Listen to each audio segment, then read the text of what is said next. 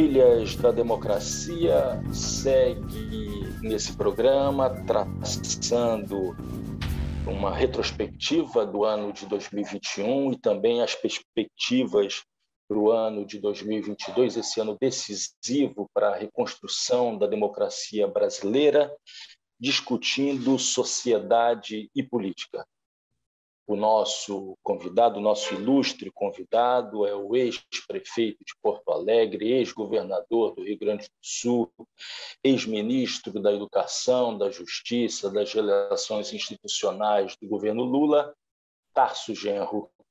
Tarso, seja muito bem-vindo ao Trilhas da Democracia, esse espaço de debate e defesa da democracia e dos direitos humanos. Seja muito bem-vindo, Tarso. Obrigado, Marco. É um grande prazer estar aqui contigo, com os nossos telespectadores. Tarso, você publicou nessa semana um artigo intitulado A Destruição da República, em que você procura analisar, ainda que brevemente, a aprovação da política do calote, dos precatórios, por um lado, e, por outro lado, a aprovação pelo Senado da indicação do ministro terrivelmente evangélico André Mendonça para o STF. Eu gostaria de ler o penúltimo parágrafo desse seu artigo antes de fazer a pergunta. Você diz, abre aspas, estes dois eventos políticos mostram que estão longe de serem superados os efeitos da destruição política e moral da democracia liberal representativa causada pela eleição de Bolsonaro. A minha pergunta é a seguinte, Tarso.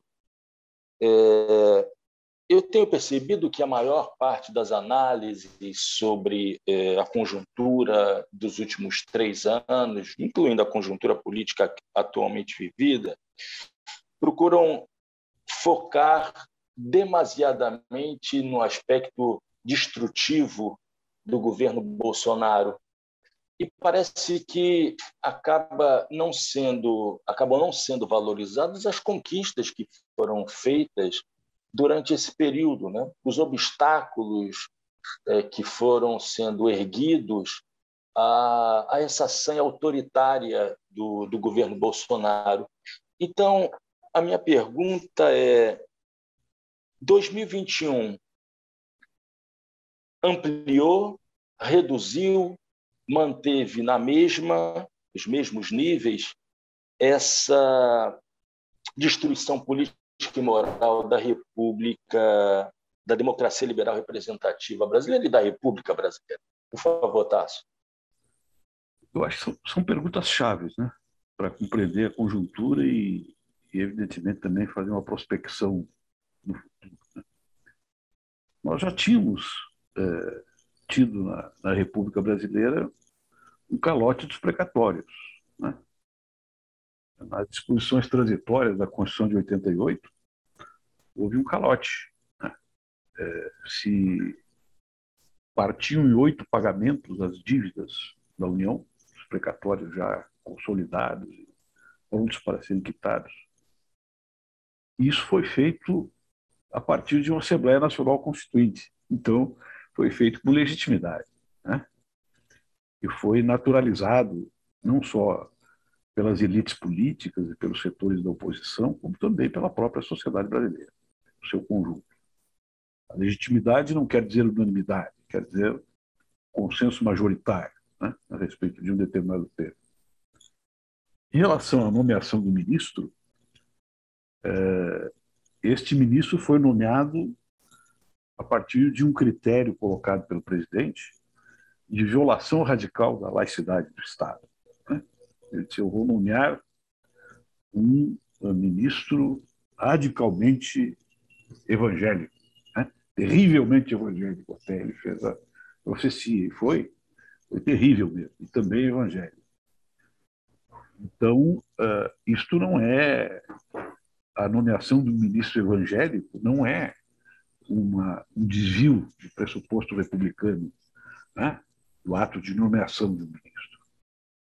ele se torna, né, um desvio de conduta e de responsabilidade presidencial quando isso aí é feito no bojo de um golpe político que ocorreu contra a presidenta Dilma.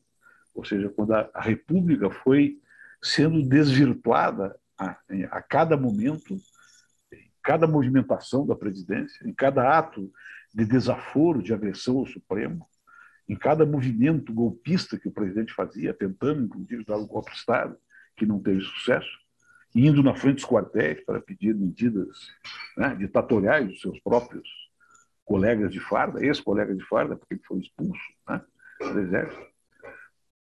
Portanto, se dá dentro de uma anormalidade, se dá como um preparo de uma ideologia de pressupostos fascistas que enquadra toda a ordem jurídica a partir da voz do líder, né?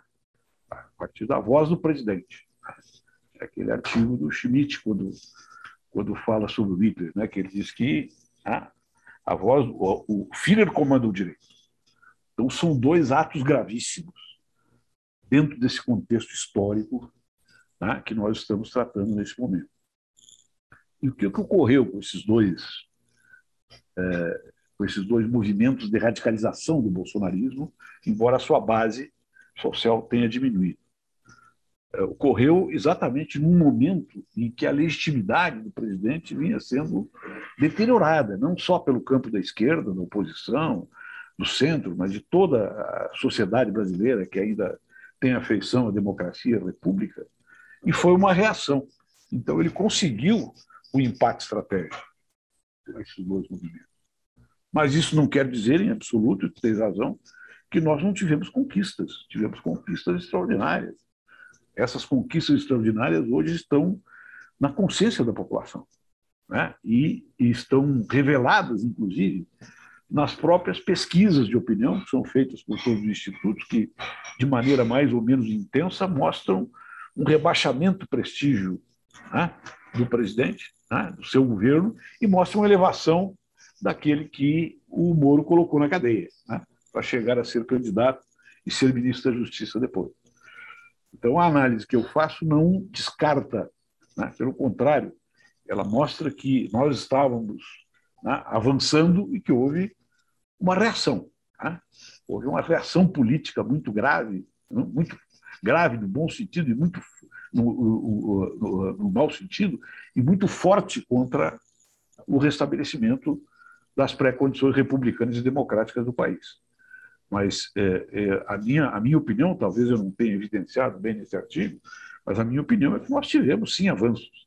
Né? E essas radicalizações que levam ainda o Bolsonaro a, não digo encurtar mais a sua base, mas diminuir o seu potencial de ampliação, elas significam também o reconhecimento dessa situação de avanço que nós tivemos até agora.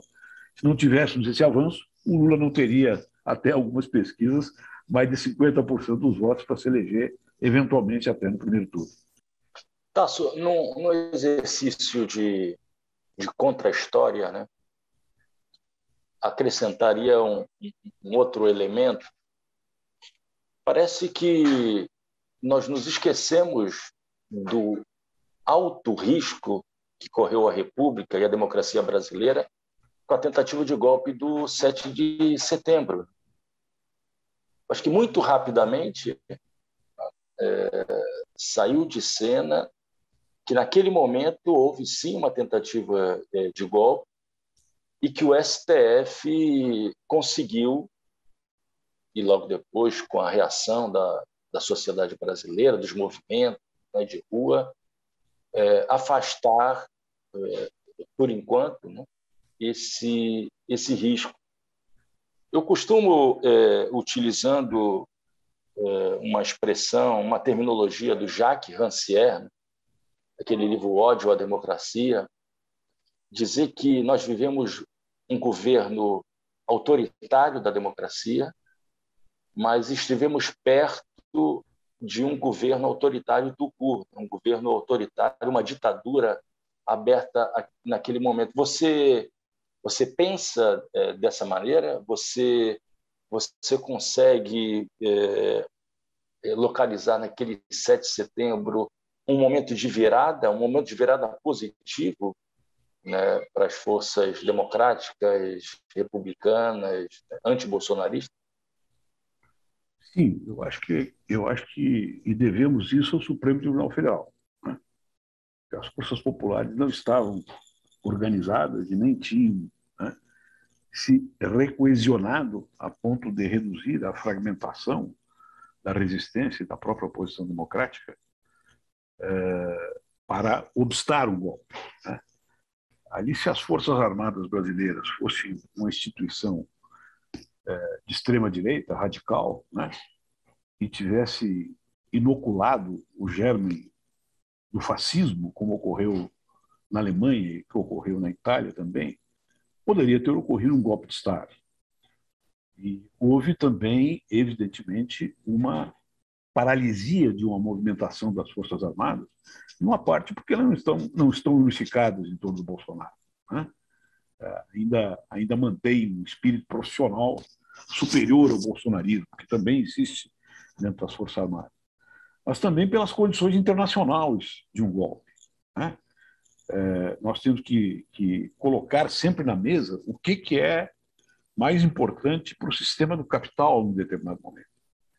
Para o sistema do capital global, nesse momento, a democracia é o meio através da qual eles chegam à dominação completa dos países, né, do segundo e do terceiro mundo, se é que é possível usar essa linguagem, através do controle que eles fazem do Estado, através do controle que eles têm da dívida pública. Então, infelizmente, isso existe, mas felizmente isso aí funcionou como um antídoto também contra o golpismo. Porque se ocorresse uma simpatia internacional, né, tanto da União Europeia como dos Estados Unidos, naquele momento, para um golpe no Brasil, esse golpe seria dado, né, como ocorreu em vários países, e no próprio Brasil, em 64, em outras circunstâncias. Então, se somou a capacidade de resistência da maioria do Supremo, né, que cumpriram o seu dever constitucional, uma inconformidade na sociedade civil já muito forte com o governo Bolsonaro, embora não representada em mobilizações de rua, e a adversidade, né, da situação internacional. Então, eu acho que foi um marco importante. Ou seja, a democracia liberal representativa e o resto de república que existe entre nós, embora seguidas violações da ordem constitucional pelo governo Bolsonaro, ainda persiste. E isso é, sim, um motivo de esperança e de júbilo, né, para todo o campo democrático do Brasil. Se você tocou no papel das Forças Armadas, se temeu durante um certo tempo, eu acho que em meados desse ano, né, em torno do 7 de setembro, havia um forte temor de que as Forças Armadas, os aparatos policiais militares, estaduais, estariam, de alguma maneira, unificados em torno do apoio a Bolsonaro. Esse é um risco que foi afastado. As reações que foram feitas por parte de certos governadores do Estado conseguiram, e aí seria mais um ato a ser saudado pelas forças democráticas, progressistas, as ações dos governadores conseguiram conter um deslocamento que gerasse uma unidade desses aparatos em torno de Bolsonaro? Eu tenho defendido a posição e até agora tenho obtido algumas objeções, mas eu mantenho essa posição, até majoritariamente aceita pelas pessoas que conversam, que não existe mais uma separação entre o externo e o interno, entre as externalidades da economia global, em torno do Estado-nação, e aquilo que ocorre internamente. Eu tenho defendido que tudo que é importante em termos regionais, municipais, estaduais e nacionais, é importante também globalmente. Tudo que se torna importante nestas instâncias é porque são importantes globalmente, né? Uma situação ambiental, por exemplo, que tem na minha terra, lá no Rio Grande do Sul, na fronteira com a Argentina, em São Borja, por exemplo. é uma questão global, né? Porque as questões globais, os danos à natureza, a transmissão, né, de doenças que vem em função do desequilíbrio, né, as pandemias, elas não apresentam passaporte, elas passam de uma fronteira para outra, né? A questão da moeda em circulação, os efeitos que ela tem sobre a produção dos países, a tutela da moeda, né, pelos Estados Unidos ou pela União Europeia, segundo cada uma das moedas mais importantes, elas têm influência no cotidiano de um bulicho, né, lá de Restinga Seca, aqui no interior do Rio Grande do Sul. Então, essa divisão entre o externo e o interno não existe mais. Então, se ela não existe mais, nós temos que compreender que toda a movimentação possível que vai em direção da conformação de um Estado soberano tem que saber compatibilizar essas duas situações, né? Não é possível que você pense hoje num Estado totalmente autárquico, separado do mundo, né? Um socialismo de criação de cabras, né? Como ocorreu na Albânia, por exemplo, que caiu, né, como uma pirâmide de cabras. E esse pensamento nos leva ao tipo de reação que as Forças Armadas têm nos países respectivos, onde elas têm sempre uma importância política e uma importância estratégica no que se refere à soberania nacional. Veja, eu sou militante desde os 14 anos de idade, de maneira ininterrupta, né? Com as virtudes e os defeitos que sempre tem uma longa militância, né? Quando é que eu ia imaginar, na época da Revolução Cultural, né, na China, quando é que eu ia imaginar, logo depois da prisão dos 7 chineses ou 11 chineses aqui no Brasil, logo depois do golpe, uma agressão, né, que o golpe militar fez contra um país soberano que tinha aqui a sua representação diplomática, que 50 anos depois, né, um militar, vice-presidente da República, iria estar chamando a atenção do presidente da República, né, que é um energúmeno, como todo mundo sabe, que ele tem que respeitar a importância que tem a China no mercado mundial, que é um dos parceiros mais importantes que tem para o Brasil, né? Pensando a seu modo uma questão de soberania, ou seja, nós temos que nos relacionar com a China, né, pelas vertentes de direita, que eles chegam a esta visão, na minha opinião, lesionada de soberania, mas que tem que reconhecer a existência da China, né, como um fator geopolítico, geoeconômico de extrema importância para o mundo, né? Então, as Forças Armadas, elas também introjetam determinados valores. E essa introjeção de determinados valores, até de sobrevivência, né, da própria corporação e da eventual respeitabilidade da corporação, não permite que eles sejam de direita, como a maioria deles eu acho que é.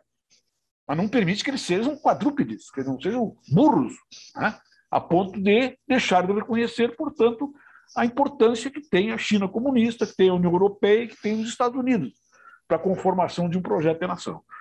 Então, são todos esses efeitos, né, que se integram em última instância e que, eventualmente, bloqueiam determinadas aventuras, né, fascistas e neofascistas, como ocorrem dentro do governo Bolsonaro. Coisa que não ocorreu, né, na Europa do século passado, quando o ascenso do fascismo e do nazismo na Alemanha encontrou uma situação internacional favorável para isso, né? Favorável pela desordem econômica, pela desordem colonial, pela insurreição que havia em vários pontos do globo contra tudo isso, e resolveram disputar o mundo, né, através da guerra, através da Segunda Guerra Mundial. Então, essa situação tem que ser compreendida, porque qualquer partido, qualquer coalizão que vá assumir o governo no próximo período vai ter que conversar, né? Vai ter que conversar com as Forças Armadas e respeitar as especificidades que as Forças Armadas têm no contexto global hoje, para aplicar, inclusive, o seu programa de fortalecimento da República e do poder civil, né? E vai ter que compreender a nova ordem mundial e estabelecer relações econômicas com os Estados Unidos, com a União Europeia, com a África, né, do Sul, com a África, né, de língua portuguesa, né, para estabelecer intercâmbios políticos, culturais e econômicos que possam ser exercidos com soberania, que é sempre compartilhada hoje. Seja compartilhada mais afavelmente, quando tem interesses econômicos idênticos, ou compartilhada, né, com a ambiguidade dialética de qualquer compartilhamento que tem. Então, é um mundo completamente novo. Né? É um mundo que não está mais balizado pela disputa entre Rússia e Estados Unidos, entre cortina de ferro, socialismo soviético, né, e capitalismo imperialista. Né? Eu não atribuo ao regime chinês ou ao regime americano qualquer autoridade de nos dar, né, lição de qual deve ser o nosso regime. Eu defendo que se estabeleça uma relação que os reconheça, né, ao mesmo tempo como parceiros em determinadas situações, assim como a União Europeia, como também divergentes, né, dentro daquela visão que o ministro Celso Amorim coloca com muita presteza, né, com altivez e com soberania, com autonomia e altivez para estabelecer relações de cooperação e de interdependência. E isso reflete, né, dentro das Forças Armadas, como nós vimos por essa célebre decisão, né, do vice-presidente da República, por exemplo, né, chamando a atenção do presidente, não seja imbecil. Né? A China popular hoje é um parceiro estratégico do Brasil. Né? Quando é que nós, mais velhos, pensaríamos que ocorresse uma coisa dessa? Eu te confesso que nunca na minha vida esperei que isso acontecesse. E é bom que aconteça. Cássio, você faz uma reflexão que eu chamaria com Gramsci da grande política internacional. Né? Mas eu te convidaria a pensar um pouco a pequena política que, do ponto de vista da inserção dos militares no executivo. Como um próximo governo, imaginemos que um próximo governo democrático pode lidar com os milhares de militares que hoje se encontram em cargos comissionados nos vários ministérios. Como é que vai se dar isso? Como é que é essa questão comezinha, né, da retirada desses militares? Eu acho que vai ser uma questão obrigatória. A retirada desses militares que hoje povoam Brasília pelo próximo presidente da República, imaginando que o próximo presidente da República não seja Jair Bolsonaro. Isso pode abrir algum tipo de crise? Eu, sinceramente, acho que não. Porque não são a mesma coisa os militares que estão incrustados no Estado e os militares que estão na caserna. Eu acho que essa análise simplificadora, como se esses militares que estão no Estado, né, nos cargos de confiança ou eventualmente sem merecimento, né, participando do governo, apenas por oportunismo político ou oportunismo financeiro, né, não são a mesma coisa que os militares que estão na caserna. Esse é o primeiro pressuposto. Né? O segundo pressuposto é que tem uma ordem constitucional. Né? E todas as relações que o próximo governo deve ter, na minha opinião, quem sou eu para recomendar aquele que vai ser o futuro presidente da República? Mas uma opinião de cidadão e de quadro político de um determinado partido, de um determinado setor da esquerda. Eles têm que ser tratados segundo a Constituição. Responder pelos seus atos, né? E responder criminalmente pelos seus atos, quando isso for apontado como, né, como elemento típico da sua participação no Estado. Respeitados, né, como pessoas que estiveram em um determinado cargo público ou qualquer civil, sem nenhum tipo de preconceito, né? E eventualmente até verificar se vale a pena, em algum cargo, em alguma situação, em algum setor, né, chamar outros militares para cumprir determinadas funções. Né? Isso aí tem que ser observado a partir da norma constitucional e a partir da experiência de governo que nós tivemos com o governo Bolsonaro. O que o governo Bolsonaro fez, na verdade, foi uma tentativa de ocupação do Estado por dentro, né? Nomeando para cargos-chave militares e seus militares, alguns deles, ou quem sabe uma boa parte deles, apamiguados para cumprir determinadas tarefas para o seu grupo político, e não para defender os interesses, né, gerais do Estado ou os interesses da nação. Então, isso aí tem que ser revisado politicamente, né, pelo próximo governo a partir da visão oferecida e da norma, né, determinada pela Constituição. Eu não vejo, sinceramente, dificuldade nisso e nem acho que haja uma unidade, né, uma irmandade entre os militares que estão aí nesses cargos e aqueles que estão no quartel. Né? Quem é que ousaria dizer que o Pazuello esse representa os generais do governo? Né? Eu acho que não representa. Né?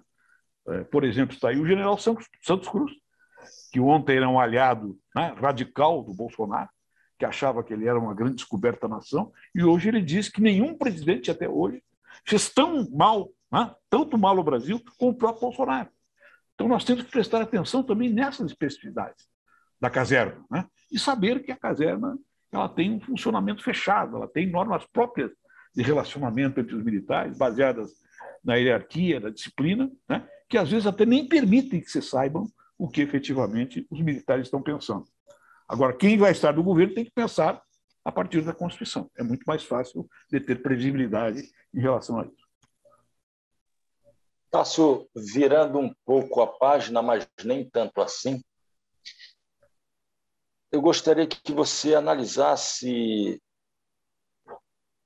a crise da Operação Lava Jato, tá, e a tentativa de manutenção do espírito lavajatista com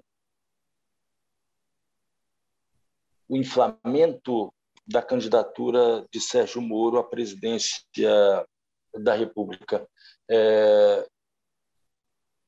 Esse programa está sendo gravado no dia 7 de dezembro, nesse final de semana. O Sérgio Moro esteve no Recife. Há uma foto patética dele com um chapéu típico da região Nordeste, que nem um pouco combina com a sua pose, né?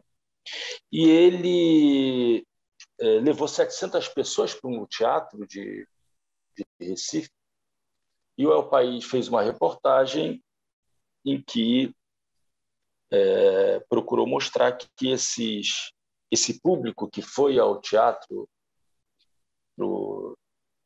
para a divulgação do seu livro, na verdade, a divulgação da sua candidatura à presidência da República, se constituía basicamente de bolsonaristas arrependidos. Qual é a diferença substancial existente entre uma candidatura de bolsonaristas arrependidos, que possivelmente seguirão a candidatura Moro, e a do bolsonarismo raiz, que permanece vinculado à defesa do mito? Eu acho que tem uma diferença substancial, mas nenhuma diferença de fundo, nenhuma diferença de conteúdo estratégico, por assim dizer. Qual é a diferença substancial que eu acho que tem? Que o Moro tenta reorganizar o bolsonarismo, tentando tornar estável a relação de um movimento fascista, que está na base das duas candidaturas, fascismo mais ou menos atenuado em cada uma delas, com as classes dominantes que defendem o modelo neoliberal, defendem as reformas neoliberais. Ao Bolsonaro, pelo tipo de personalidade que ele tem, pelo tipo de experiência que ele tem como militar, pelo tipo de apoio que ele teve da grande mídia para se tornar uma grande personalidade nacional, né, para evitar a eleição do professor, né, aquele negócio da escolha difícil. O Bolsonaro não está dando a mínima para como funcionam os interesses das classes dominantes no país. Que a grande maioria, a grande parte dessas classes dominantes, elas se uniram ao fascismo sem nenhuma vergonha, sem nenhum pejo, sem nenhum tipo de limitação, não dando a mínima bola para o que ele dizia, que queria matar, que ele vinha para destruir. porque eles pensavam que o Bolsonaro seria um refém, apenas um refém, para que eles pudessem fazer as reformas neoliberais, todas elas, ou a maioria delas, já feitas. Né?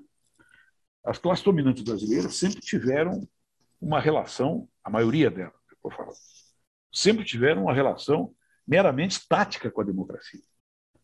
Quando surgiu um fascínio com o Bolsonaro, que prometia matar, derrubar, destruir, como ele fazia, com tudo que tinha vindo do Getúlio, do Fernando Henrique, do Lula, do Itamar, de todo mundo, e eles imediatamente se aliaram ao Bolsonaro, a maioria deles, e ficaram encantados, né?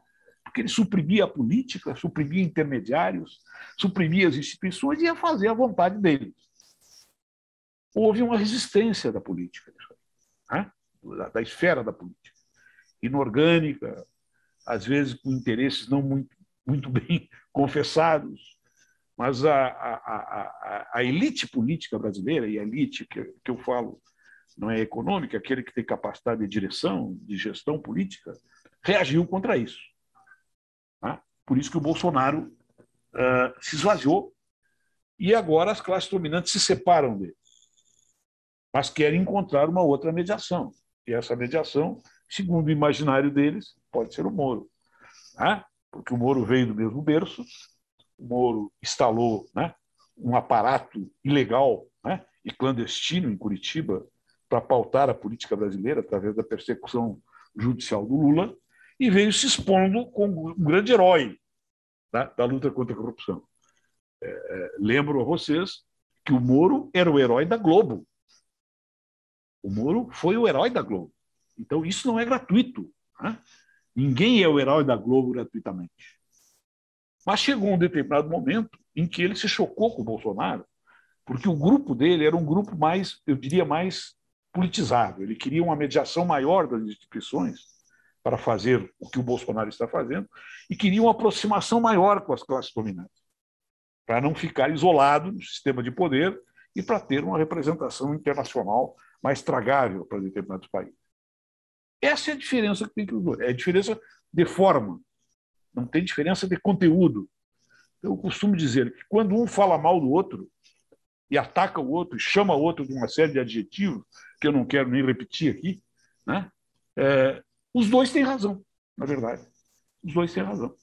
Os dois estão falando a verdade. São os momentos que eles falam a verdade, né? Exclusivamente nesse momento. Então, eu não vejo nenhuma diferença substancial entre os dois, né? São caldos da mesma sopa, né?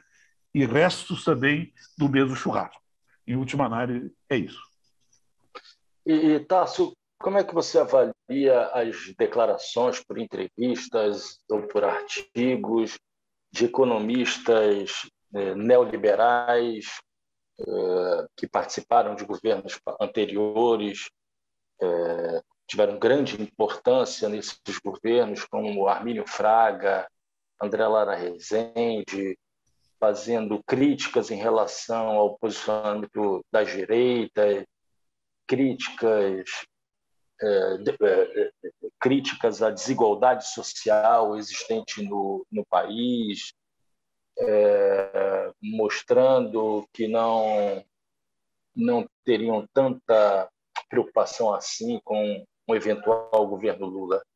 São tentativas de se aproximar de uma possibilidade, de um eventual governo presidido por Lula, ou, na verdade, se trata de uma conscientização de economistas neoliberais de que os remédios foram amargos demais e de que o Brasil necessita de uma saída social liberal, pelo menos.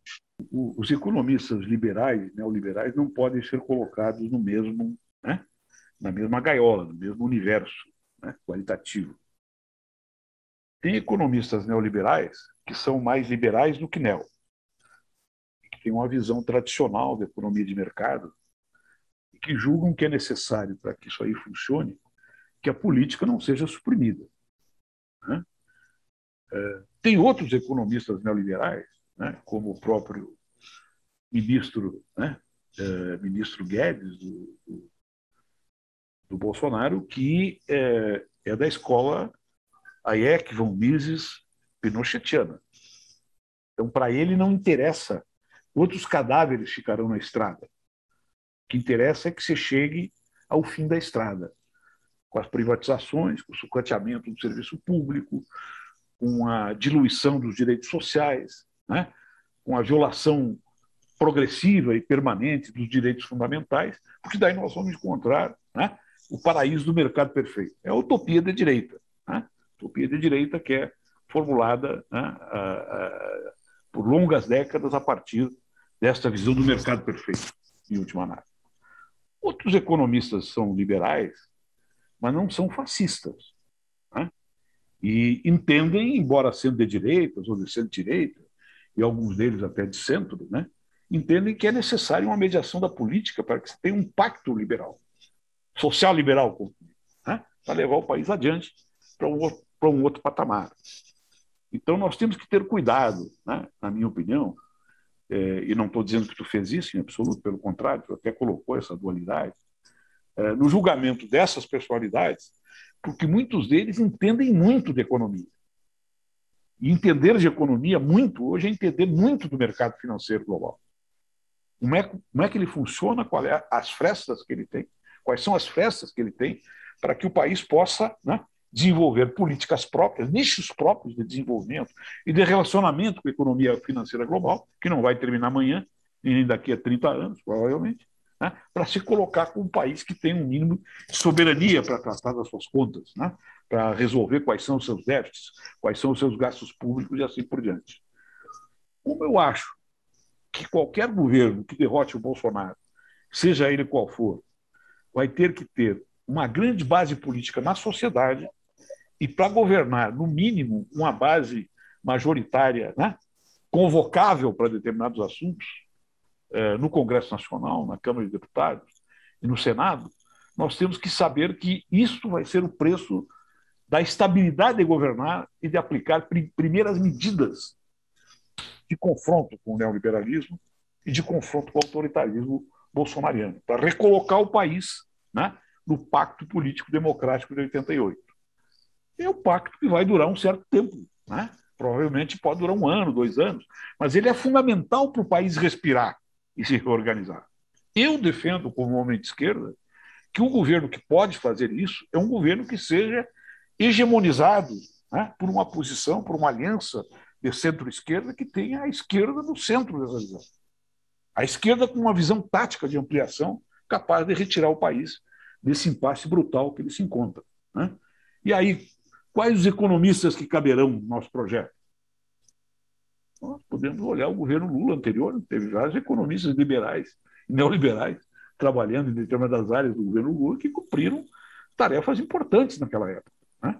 Não estou dizendo que devem ser os mesmos e nem estou dizendo que serão imprescindíveis, né? Mas que é necessário ter um diálogo, né, com esses economistas que não são fascistas, né, e que não são autoritários, e que muitos deles reconhecem, inclusive, a grande importância que teve o governo Lula nas questões sociais. Eu acho que esse diálogo ele é imperioso, não é uma questão de escolha. Vai ter que ser feito em algum momento, pelo presidente da República, comandado por ele, evidentemente. Tássio, eu acho que com essa... Acho que você antecipou aquilo que seria esse momento de virada dessa entrevista. Eu gostaria de começar voltando ao teu texto, A Destruição da República, ao último parágrafo, o parágrafo conclusivo desse teu artigo, que diz exatamente o seguinte: quem souber reconquistar o senso comum para vencer as eleições de 2022 vai ter que rapidamente conquistá-lo também para governar e melhorar a vida das maiorias. Rapidamente, porque o cansaço da espera adiciona a raiva. E a raiva é o elemento central da tentação totalitária.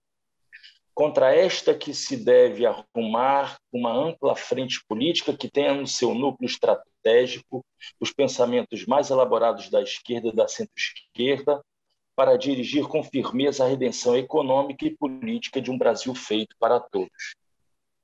A pergunta que eu faço é: que frente é essa? Qual a sua composição?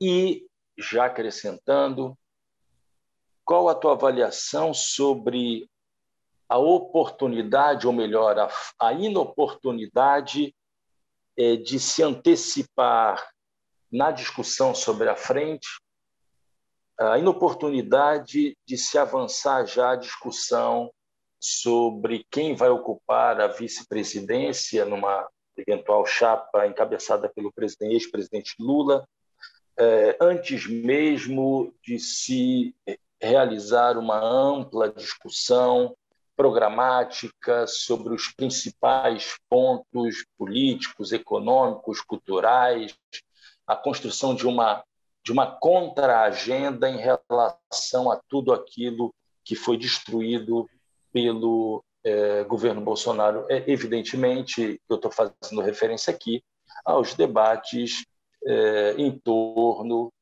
do nome do ex-governador de São Paulo, Geraldo Alckmin, numa eventual chapa encabeçada pelo presidente Lula. Por favor, Tássio. A Frente Popular que colocou, tem várias experiências e várias sequências, né? As duas modelares.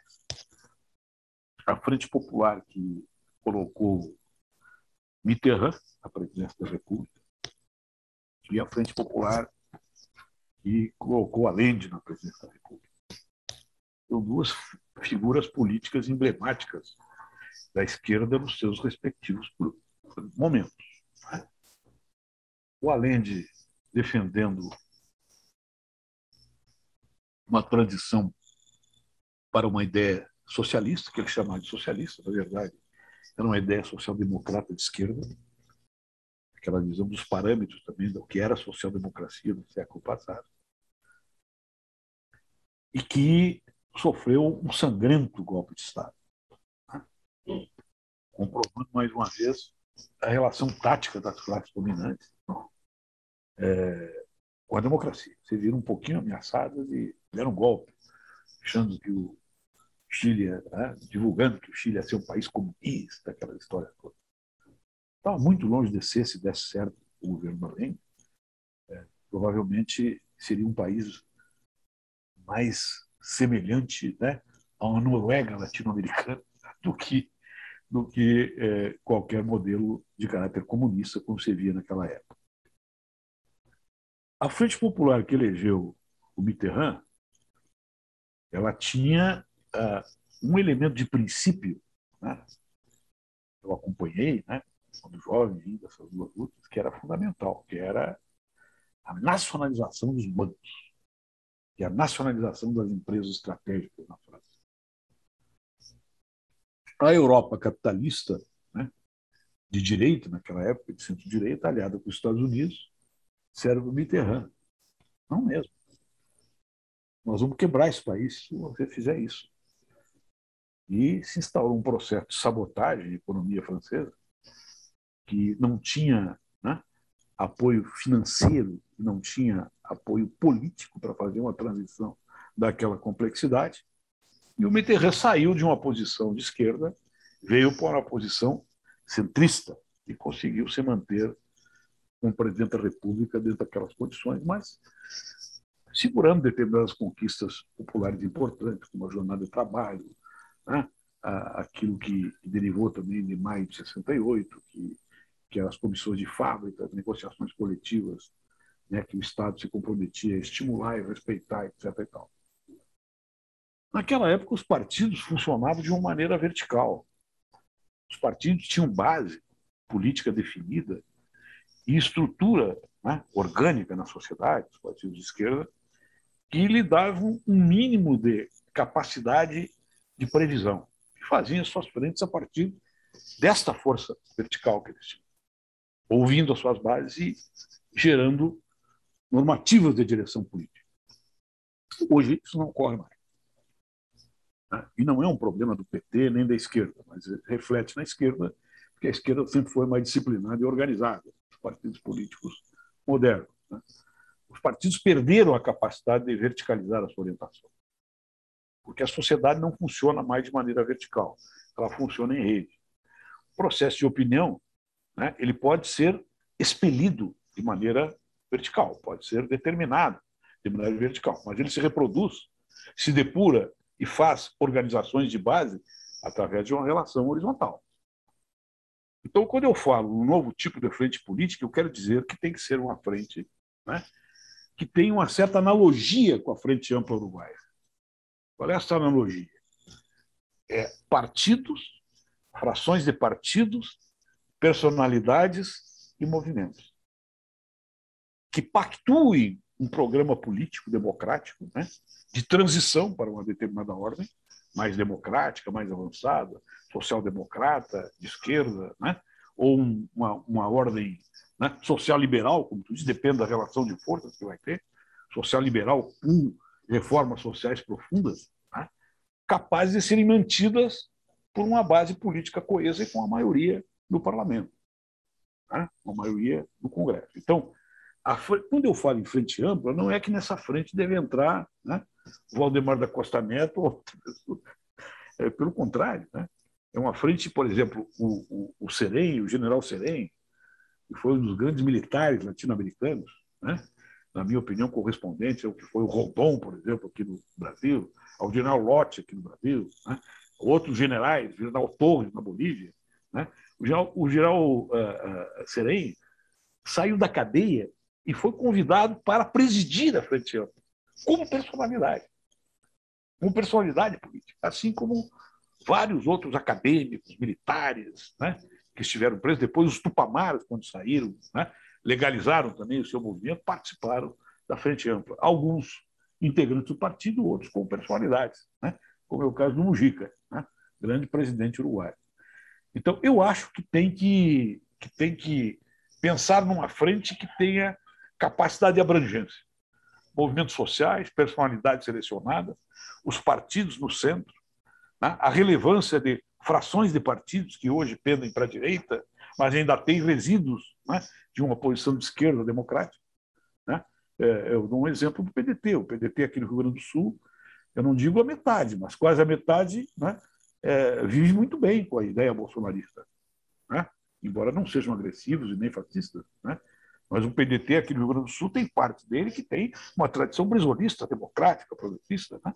Então, o PDT, parte do PDT, se incorporaria, na minha opinião, a um grande movimento político que tivesse uma frente como essa natureza.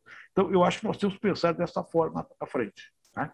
Pensar numa frente exclusivamente de partidos, sem considerar, né, esta profunda fragmentação na estrutura de classes da sociedade, fragmentação do mundo do trabalho, fragmentação cultural, surgimento de novos movimentos, né, identitários, né, que hoje percorrem a base da sociedade, que têm uma energia extraordinária. Se não se incluir isso, não se pensa numa frente que tenha amplitude, né, e que fuja dos padrões tradicionais de que apenas os partidos formam a frente. Isso, na minha opinião, não retira a importância dos partidos políticos, pelo contrário. Aqueles que vão compreender a natureza dessa frente terão mais importância do que tiveram até hoje no processo político nacional.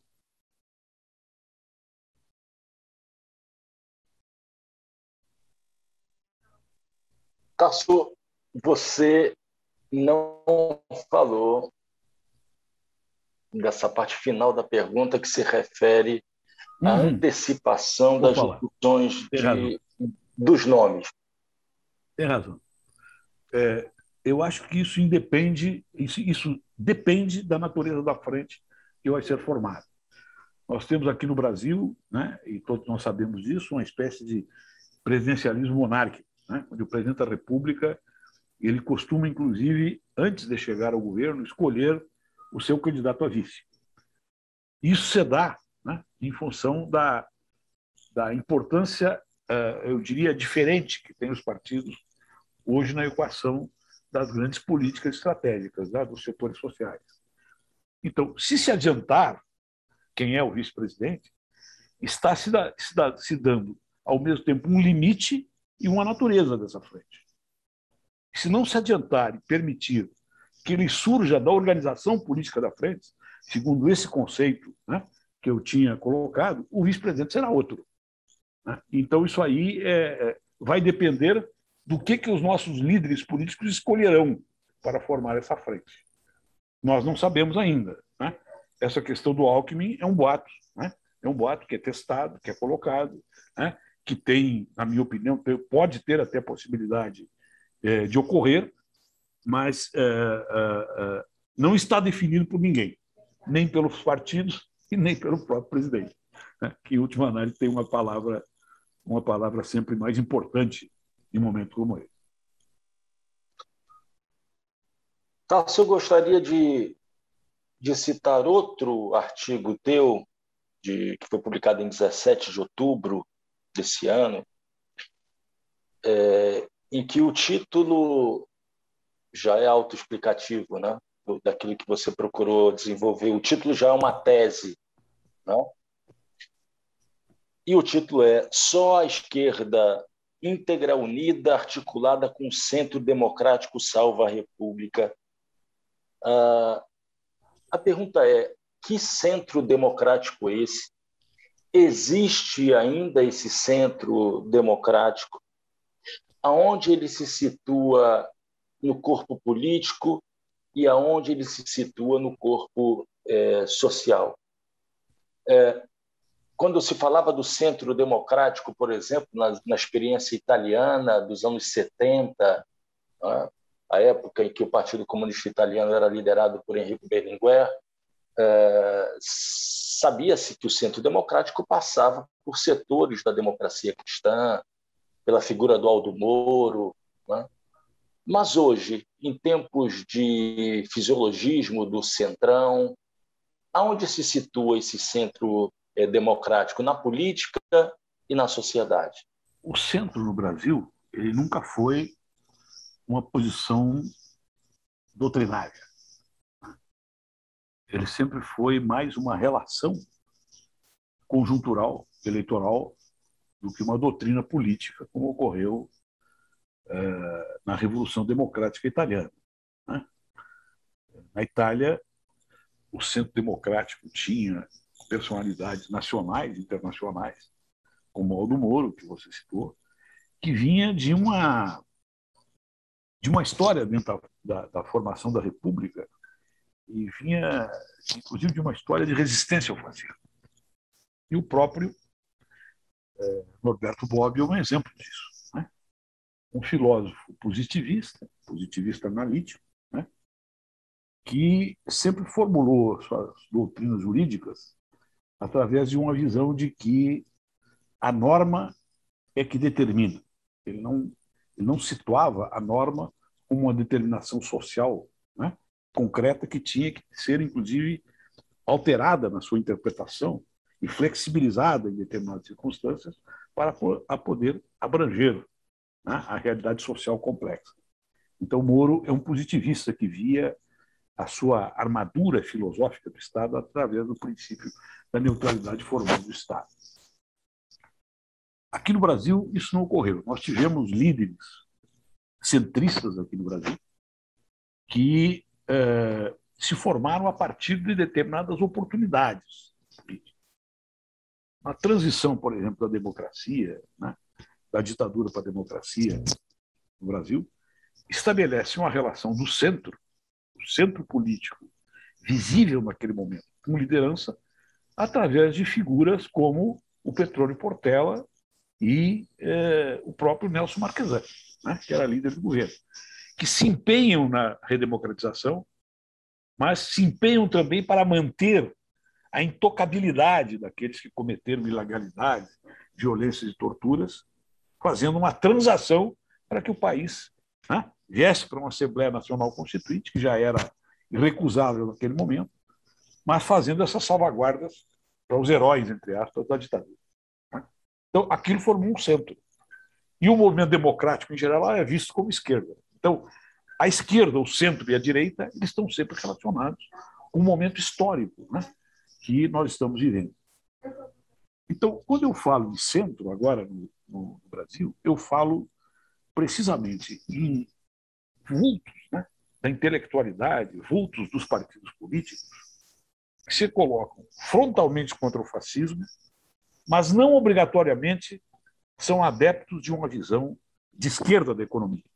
Visão de esquerda da economia quer dizer colocar, né, a produção, né, e a circulação a serviço do combate à desigualdade, para simplificar. Né? Não, acham que isso aí é uma quimera, que isso aí não é possível. Tem uma visão mais liberal da economia. Então, este seria o centro hoje. Como é que ele aparece? Ele vai aparecendo no debate político que vai se formando. Né? Eu tenho percebido, né, e como o centro não é uma doutrina aqui no Brasil, você tem que ver o movimento dos agentes políticos, como é que eles estão, né, os líderes políticos, que fazem os enunciados para determinadas posições. Eu estou verificando, por exemplo, apenas para citar um líder, né, eu não vou citar outro qualquer, que o Gilberto Kassab está tentando se apresentar como um centro. Né? É um homem de centro-direita que hoje, né, está se recusando a formar ao lado do bolsonarismo e quer, vamos dizer assim, vocacionar, quer fazer um discurso em direção ao centro. Não quer dizer que ele vai apoiar o Lula, vai apoiar o Ciro, vai apoiar o Boulos, ou seja, quem for. Né? Quer dizer que ele está tentando ocupar uma posição de centro. Se ele assimilaria ou não uma hegemonia da esquerda através de uma candidatura de centro-esquerda, né, do centro progressista, como é o caso do Lula, isso vai se ver na luta política. A única experiência de centro que teve aqui no Brasil, ela foi a carreiras velozes em direção à direita quando deu o golpe de 64, que era o PSD, Partido Social Democrático, que também tinha sido formado pelo Getúlio, e mostrou a sua natureza latifundiária, direitista, elitista, quando houve o golpe. Né?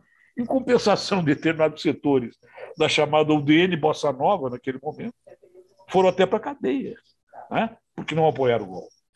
Então, é difícil nós localizarmos por antecipação qual seria um centro. E se esse centro seria realmente um centro confiável para um novo projeto político. Por isso que eu costumo dizer que a elaboração de uma frente que tem um programa de centro-esquerda é que vai filtrar essas reais possibilidades. Muito obrigado, Tarso, pela tua disponibilidade, pela tua abertura ao diálogo nesse Trilhas da Democracia.